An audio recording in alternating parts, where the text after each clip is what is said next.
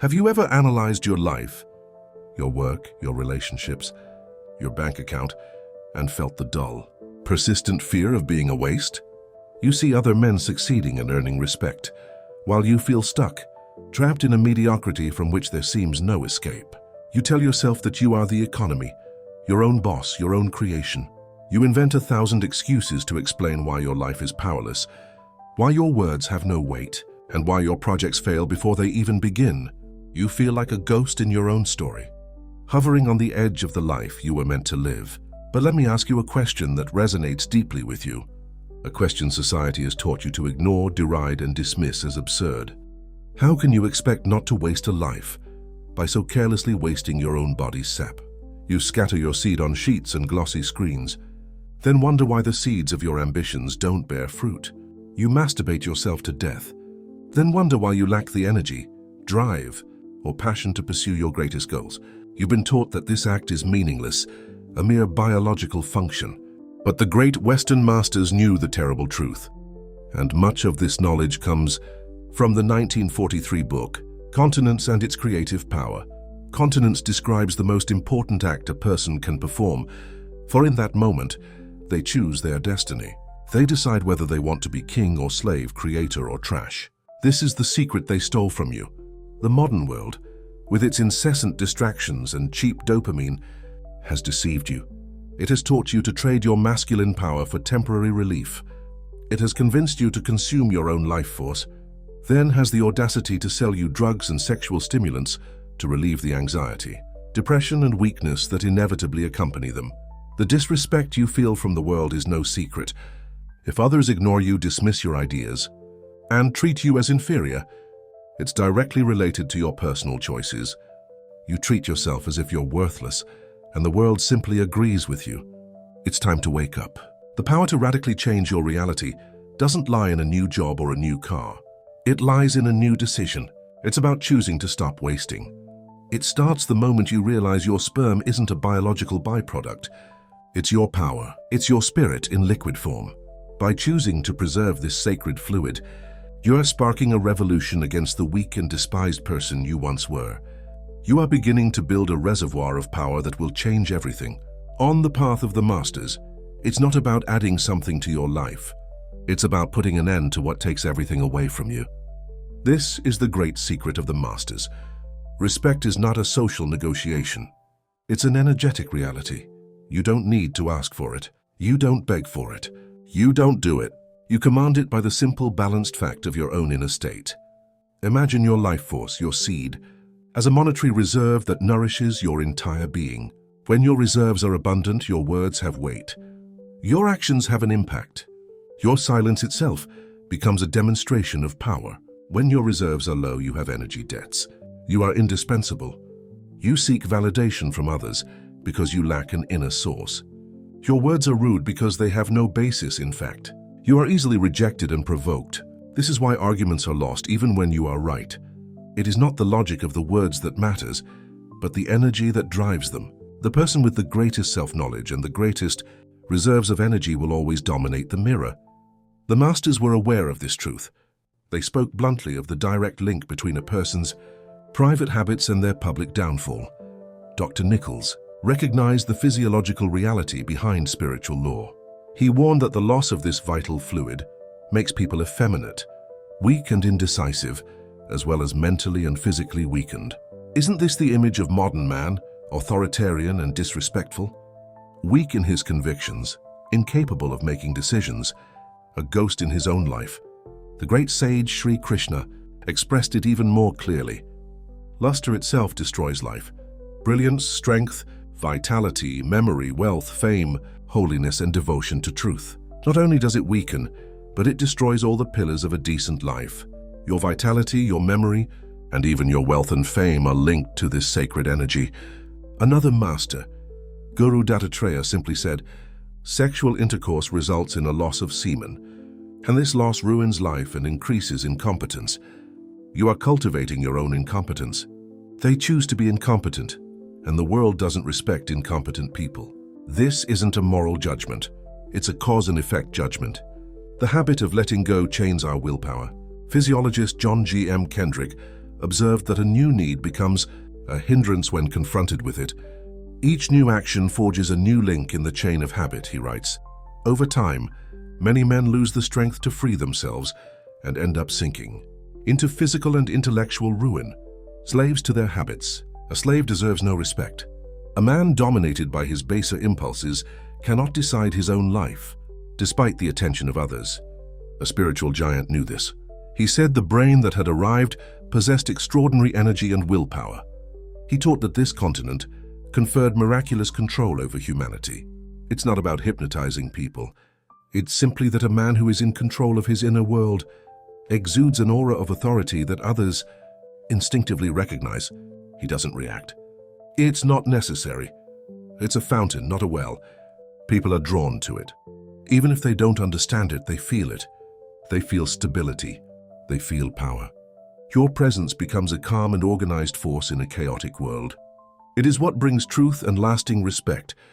When you lose your seed, you constantly seek energy from the outside world.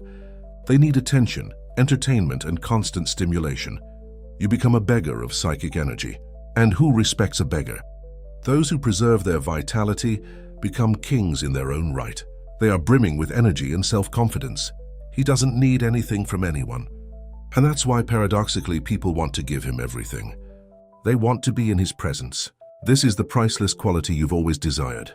You don't get it by feigning indifference. You get it from a deep reserve of inner resources that life's little storms cannot reach. This energy, this ojas, is what animates your mind. The masters taught that a continental person develops a special nerve, the meta, which gives them incredible memory and understanding. Your intellect becomes sharp.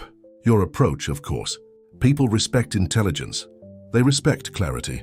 When you speak with deep energetic integrity, your thoughts aren't hidden. They're powerful. You see things others don't. They create connections that others cannot. It's a form of power. But there's a deeper level. The respect you deserve isn't just a function of your strength or intelligence. It's a response to your self-esteem. Self-control is the greatest act of self-love, and self-respect a person can perform. You are saying to yourself and to the universe, I have value. My life force is sacred. It is meant for a purpose greater than mere sensory perception. This fosters my growth, creativity, and spiritual development. This commitment creates an invisible protective shield around you. Manipulative people seeking to exploit someone will begin to avoid you. They feel like their pent-up energy is like a solid wall. They can't find a way out. They have no buttons to press. Stop being an empty cannon for your projections. They cannot destroy you emotionally, because your inner space is already full. It is filled with your own power, your own peace, your own presence. This is how you will begin to attract other people into your life. You will attract whole people who respect themselves and, consequently, will respect you as well. The energy parasites will disappear, and you will gain a circle of allies. So don't think of this as just a physical exercise. It's a profound psychological and spiritual restructuring of your entire body. You will regain the strength of the baser. Impulses that have weakened and ignored you for so long, you decide to stop being a dancing cannon. You decide to become the master. And the world, which only respects masters, will have no choice but to obey the king you ultimately choose. When you begin practicing this, you will notice a change in your behavior. Your communication will also change radically. A deep and powerful calm will grow within you. This is not the silence of the weak, of those who are afraid to speak. It is the silence of submission. The silence we are speaking of here is that of the strong. The silence of someone who has nothing left to prove to anyone. Why do you feel the need to respond to every comment, correct every mistake, and justify every action? It's because deep down you're insecure. Your ego is fragile and needs constant validation. He fears being perceived as weak or wrong. Western masters and even thinkers like Nietzsche recognize that this reactive need is the very definition of weakness. Anyone who is a slave to their reactions is a slave to the world. By maintaining your vitality, this need for validation begins to disappear. You feel internally fulfilled. Your sense of freedom no longer depends on the applause or approval of others. This is the beginning of true freedom. And from this freedom emerges a new way of being. You begin to use silence as a tool, or rather as a presence. If someone tries to provoke you, you don't react. You simply observe. You hold their gaze. You are silent. What is happening right now is extraordinary. Your silence is not empty. It's like a mirror. You force the other person to confront themselves, their own aggression and stupidity, without being able to react. It's incredibly destabilizing for most people. They expect a fight. They are prepared for an argument. They are not prepared for a wall of calm, confident silence. They begin to connect. They talk more to fill the void. And in doing so, they reveal their own weaknesses. Your silence speaks volumes. Your games have no effect here. Your provocations are of no use to me. I operate on another level. Even the most arrogant idiot understands this language on a basic level. It's the language of power. It's how you win any debate without saying a word. You withdrew from the fight on your own terms. You overcame the energy of the conflict and immediately stood up. You became an observer, the one in control. People will become more cautious around you. They will weigh their words carefully because they will no longer be able to lecture or control you. You've become a mystery, and mystery commands a terrifying respect. You could be accused of being cold, distant, or arrogant. Leave them alone. It's the cry of a manipulator who has lost their favorite game. It's a sign that you're winning. You're probably no longer comfortable with their drama. The masters knew that this path requires courage. It requires a willingness to be misunderstood. The horse will always feel uncomfortable when someone goes their own way. But you're not looking for his approval. You're looking for your own master. Think of the lion. He doesn't constantly roar to prove he's king. His power lies in his quiet confidence and relaxed presence. He is the master of his kingdom, and every living being knows him. His laughter makes all the noise. Your preserved lifeblood grants you this leonine energy. It is a silent, solid, and invaluable force. This presence will bring you the respect you seek. This will not happen because you demand it, but because you neglect it. The masters taught that this path could elevate a person to the status of a god. The great philosopher Shankaracharya declared, "A celibate who deifies himself through silent chastity is not a human being, but a god." He asked, "What is unattainable in this world for the bachelor who can hardly hold back his laughter?" This is precisely the respect we are talking about. It transcends social status. It is a presence so powerful and so alive that it seems supernatural. It's the respect we show to a force of nature. It's what we leave behind. The path to this state of being is internal. You must face the most powerful enemy you will ever encounter, your own lower nature. Chastity, as the great sage said, is man's worst enemy. Don't underestimate this force. It's the biological imperative of the entire universe circulating within you. Facing it requires more than willpower. This requires wisdom and a connection to something higher. The masters teach that this energy cannot be eliminated, but it can be redirected.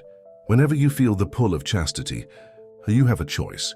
You can follow it down to the depths of the floating sensation, or you can direct this energy upward. Direct it to your brain. Direct it to your work, your creativity, your studies, your spiritual practice.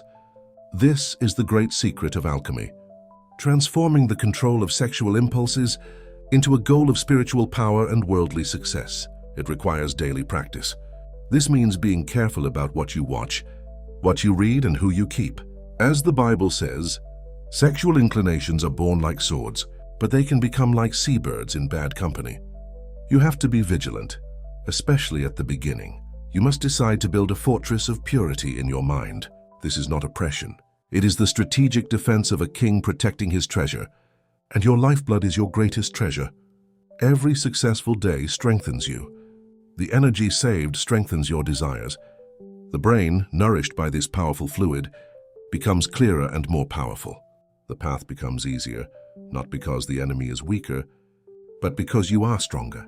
Soon you begin to see women not as objects of temptation, but as manifestations of the Divine Mother, or simply as other human souls. The open energy of desire is being replaced by a calm, all-embracing love. This is a sign of immense progress. You will begin to notice this open, necessary energy in other men. You'll see how they stalk, how they act, how they grovel to get a moment of female attention. And you'll recognize what it is, a profound lack of respect. If you follow this path, you'll stand out. You will be a symbol of self-control in a world of desperate reactivity. You're simple, Serene presence will be a challenge to the world around you, and an inspiration to those who are also seeking a better way. This is the deepest respect. It is the respect that comes not from what one possesses, but from what one is. It is the respect given to one who has conquered himself. For as the old saying goes, he who conquers himself is greater than he who triumphs over 1,000 men in battle. Thus we arrive at the ultimate unwavering truth. The outside world is a reflection of your inner state. The chaos, disrespect, and weakness you feel come from the chaos, disrespect, and weakness you've allowed to take root within yourself. You've spent your life looking for the key to respect in all the wrong places. You thought it was all about money, status, beauty, or intelligence. But the key has always been you. It's your lifeblood. This is your sperm. Don't waste it telling the world you're worthless. It preserves itself by building a throne of inner strength from which you can decide your own life. When you make this decision and embark on the path of mastery, you stop reacting to the world.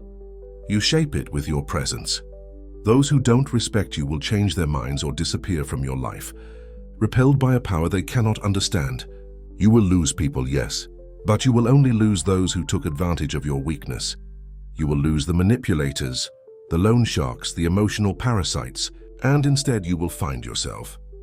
You will know respect, even if only from a few people at first, because you will have finally stopped explaining yourself and started being yourself. You will have chosen the silence that inspires respect. The path is not easy. You will have to allow yourself to be deceived. You may be alone for a while, but this is the path to your own kingdom. This is the journey back to the king you've always dreamed of being. Look at your life today. Think of the compromises, the frustrations, the silent humiliations. Are you tired? Are you ready to give up everything and declare that your loss of identity ends today? The choice is yours and yours alone. Continue to expand your power on earth and be damned, or retain your sacred essence and achieve a level of respect and self-knowledge you never thought possible. The masters have shown the way.